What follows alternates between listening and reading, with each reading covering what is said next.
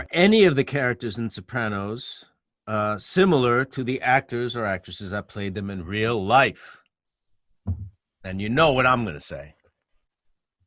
Tony Sirico. Tony Sirico, who played Paulie Walnuts. There's a lot of similarities. He was involved, in with organized crime figures back as a young guy. I think he drove for a couple of people. He went to jail twice and did some time in prison. I'm not revealing, he's spoken publicly about this. I would never reveal that if I didn't know that he's okay with this being public, because it is.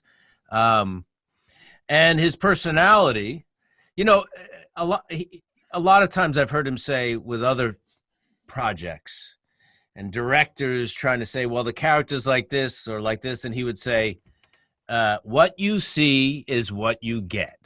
That's what he'd say about himself and about his acting style or acting ability. What you see is what you get. And Tony Sirico, out of anyone, I think, is the most similar to his character, no?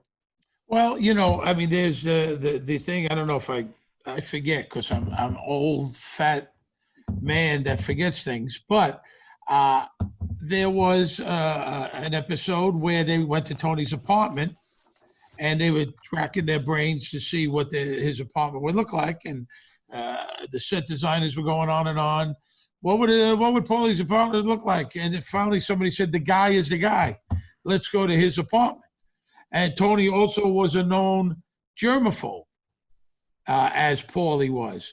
And Tony and Paulie with the hair was kind of the same thing. And, one of the great Tony Sirico stories of all time, when we were in Atlantic City, and there was a guy who was, we handed him the picture and said, "Tony, this guy's handicapped. Would you, sign a picture to him?"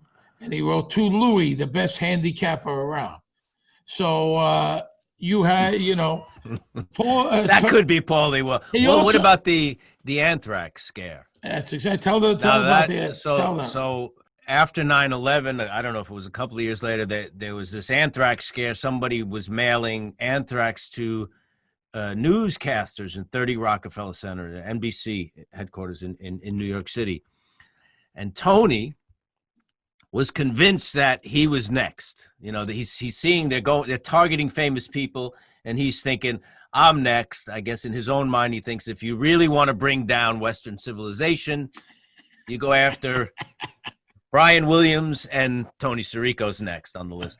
So what he did was he had his assistant bring his mail from the mailbox with rubber gloves. Bring it in the house. It was a gopher.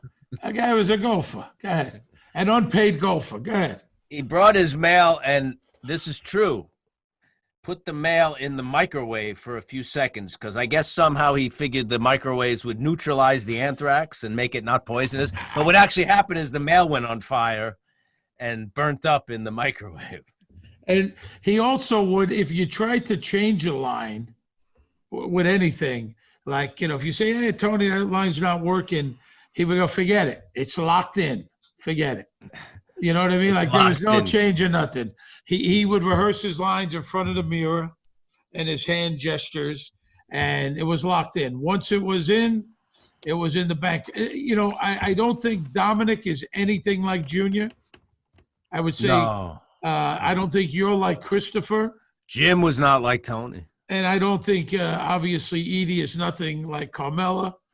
You're not like Bacala. I hope not, because Bacala was dumber than a box of rocks. I hope not. No, and Bacala was kind of laid back, I'm not laid back? What the fuck does that mean?